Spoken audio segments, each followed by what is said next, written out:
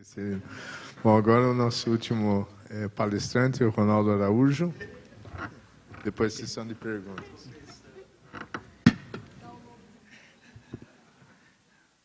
Olá a todos, boa tarde. Tem 5 anos que eu ouço falar do aniversário de 15 anos da Cielo, e quanto marcou a vida de muitos colegas meus, pesquisadores, que trabalham com comunicação científica. E aí, desde essa data, eu fico me aguardando quando a Cielo comemoraria seu próximo aniversário para eu estar aqui. E eu acho que eu ganho presente, porque na comemoração do aniversário eu estou aqui, nesse painel com pessoas que eu admiro e que eu cito. Não tem como começar aqui e não ser tietando, gente, impossível. E, em seguida, olha só, eu coloco no meu título impacto social.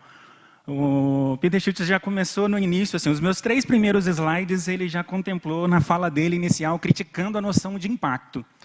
Para piorar, eu coloco o social junto, que eu acho que nem Latour, com o Reassemble the Social, vai me ajudar a discutir o que é exatamente a composição do social, para eu discutir impacto social. Inclusive, já convido o Peter Schultz para tomar um café comigo, na versão acadêmica do De Volta para o Futuro, do Café com Foucault, para a gente colocar em suspenso, além da noção de representação que ele coloca, também para a gente colocar a noção de impacto em suspenso, desconstruir e começar a pensar que tipo de impacto a gente está se referindo. Então, não há uma infinidade, mas há várias discussões sobre noções de impacto, né, da visibilidade e o impacto da pesquisa científica, né, se discute várias noções de impacto. A maioria delas, né, a que é mais dedicada na academia, né, é impacto acadêmico, né, a que gira em torno das citações, né, que já foi discutido o fator de impacto na primeira fala, e que tem sido discutido também em alguns outros painéis. Né, temos algumas outras noções de impacto, né, econômico, comercial, de bem-estar, e no meio disso a gente tem a possibilidade ou a complexidade de discutir impacto social, que além de não ter um conceito em si, vai dizer que ela é um pouco de cada um dos outros.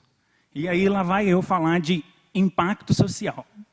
Então, essa falta de consenso do que seria, nos faz chegar numa encruzilhada. Temos que falar sobre impacto.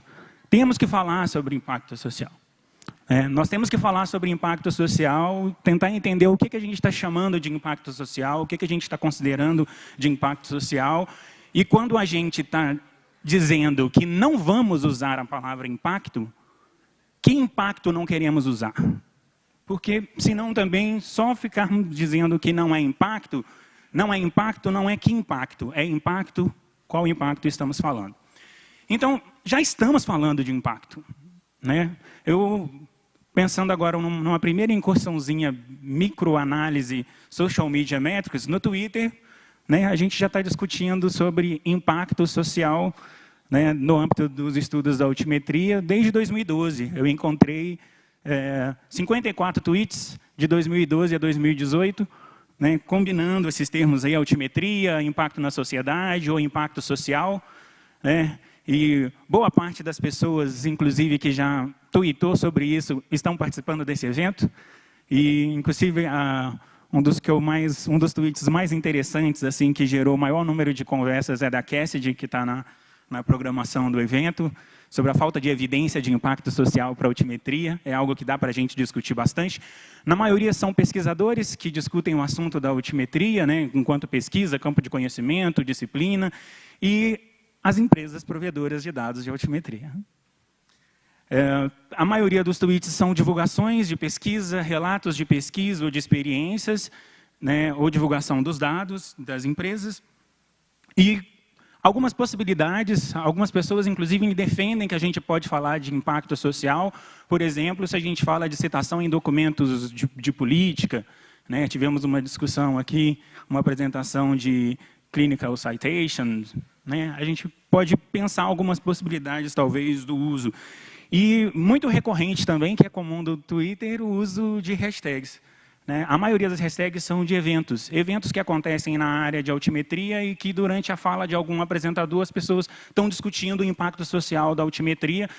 E aí eu só falhei um pouco, porque eu esqueci de colocar a hashtag Cielo20 ali embaixo, porque estamos falando de impacto social também no nosso evento. E aí, para não falar, poxa, ele vai ficar aqui falando só do Twitter, né? É claro que eu estou fazendo... eu sou praticamente um stalker da ciência no Twitter, então, quanto mais pessoas entrarem lá para discutir ciência, melhor. Mas eu também fiquei curioso, a gente está discutindo isso no grupo de pesquisa, no LabMetrics, o que a gente tem de produção científica sobre altimetria, quais as publicações sobre altimetria falam sobre impacto social e que também falam de impacto na sociedade. E, né, quando a gente vai colocando as interseções e as combinações de buscas desses termos, né, nós temos um grupo pequeno de trabalhos que há uma recorrência à discussão do que seria a composição do social, ou o que representaria o social na discussão de uma pesquisa em altimetria. Né? Foi um número pequeno de 31 que a gente está tentando estudar e sistematizar de forma mais ordenada. Na maioria, são pesquisas aplicadas, que levantam dados de como artigos científicos são mencionados em mídias sociais, né, seja por assunto, né, por um tema, revistas, ou tipo de fonte no Twitter, né, o Twitter no Mendeley. Alguns estudos comparativos entre as fontes, para saber qual fonte tem mais atenção online. Aí, alguns estudos que eu acredito que já foram necessários, talvez eu seria muito criticado aqui, que são os estudos de correlação, que ficam, né, comparando o quanto que a altimetria pode ou não predizer futuras citações. Particularmente, eu acredito que esse não é o propósito da altimetria, né, mas é uma visão muito pessoal que depois nós podemos discordar. Eu acho que talvez não seria a aplicação ideal para o que ela se propôs, mas tem muitos estudos de correlação e pouquíssimos estudos de revisão sobre a altimetria e impacto social. Na maioria desses estudos, né, alguns assumem o impacto social, mas não apresenta qual é a noção que ele trabalha de impacto social, o que ele está considerando ou não impacto social. Então, isso é presente nos estudos. Os estudos que dedicam a alguns tipos específicos de mídias sociais, por exemplo, discutem bastante como que é cada vez mais visível a presença e uso das mídias sociais por cientistas e pesquisadores. E o quanto que isso também pode ser utilizado para capturar o interesse público pela ciência. Uma vez que as mídias sociais, né, têm um número crescente de usuários e eles estão lá curtindo gatinhos e podem também se informar sobre algum tema, algum assunto científico. Os estudos de correlação estão sempre medindo atividades científicas, né, atividades nas mídias sociais, como menções e os estudos de citação, e alguns estudos exploratórios com assuntos, temas, disciplinas, né, e quanto que isso pode gerar mais engajamento público, né, e algumas considerações interessantes que, dependendo do assunto que é tratado, você tem mais apelo social, como aquecimento global, como qualidade do sono, né, geralmente temas que lidam mais com o cotidiano das pessoas costumam ter mais atenção online.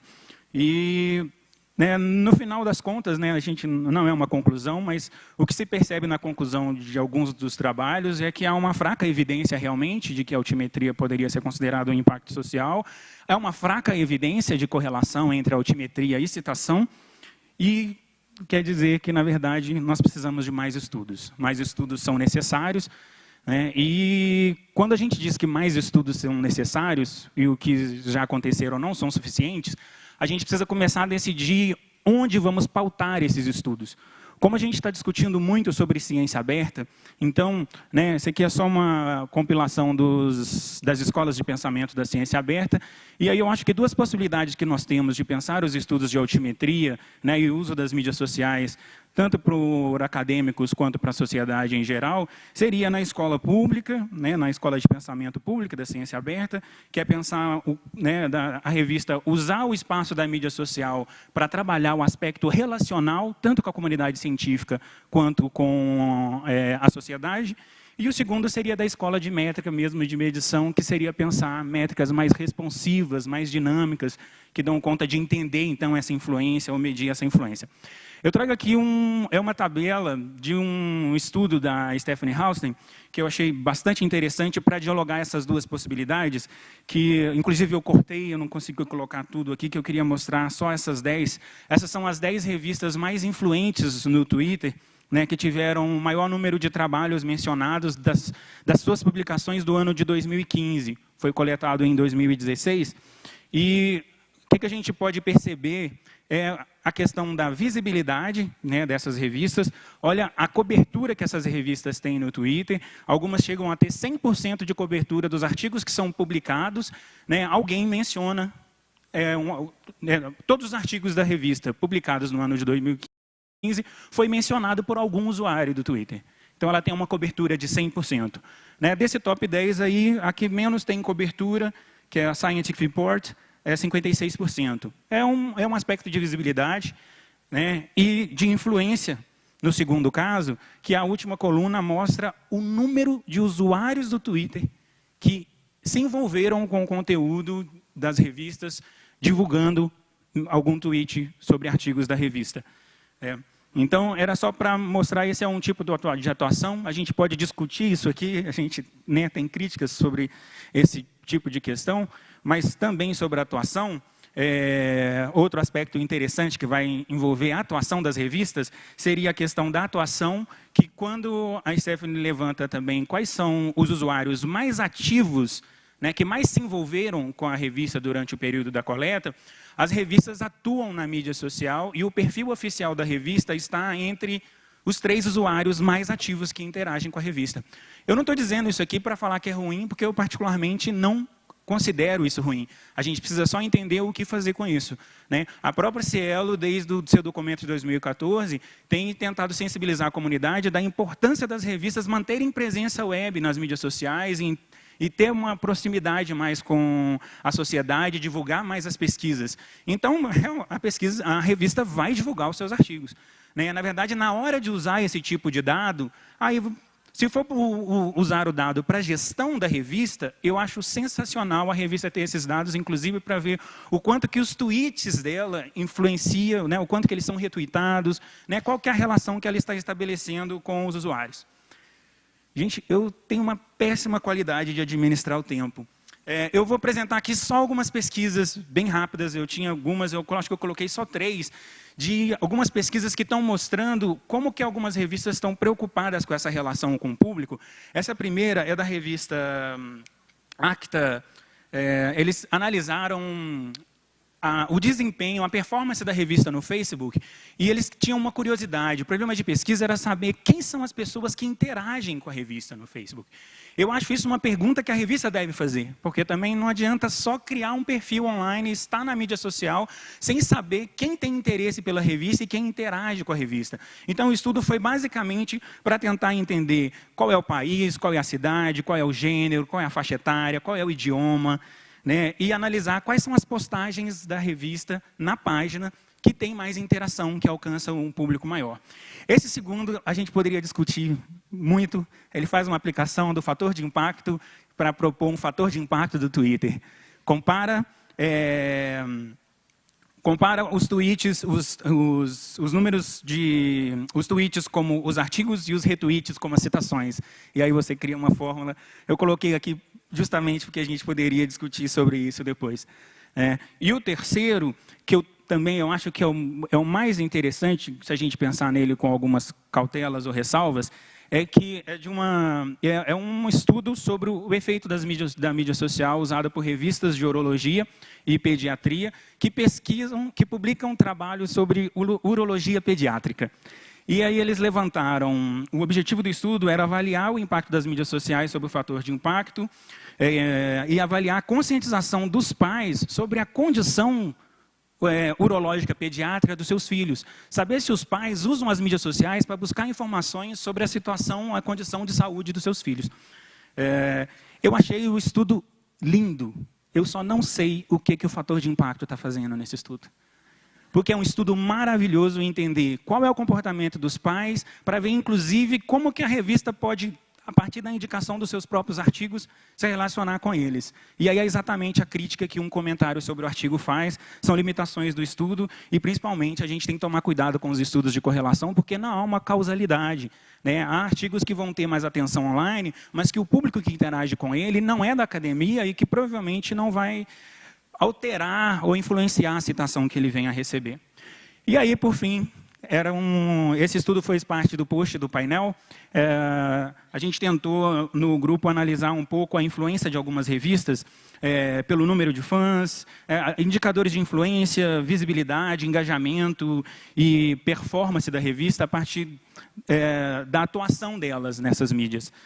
E aí a gente fez uma análise de 67 revistas do estado de Minas Gerais, analisando o tipo de publicação que eles fazem, dias da semana, se é mais texto, se é vídeo, se é mais imagem, o número de fãs, o crescimento da base de fãs dessas revistas, qual é o tipo de postagem que gerava mais interação, né, que tipo de interação ela gerava. Colocamos até um diagrama aí de correlação entre o tipo de postagem e engajamento, né, que pode ajudar as revistas em que tipo de postagem investir para gerar maior engajamento com o público. E esse último gráfico era só para mostrar o desempenho das revistas.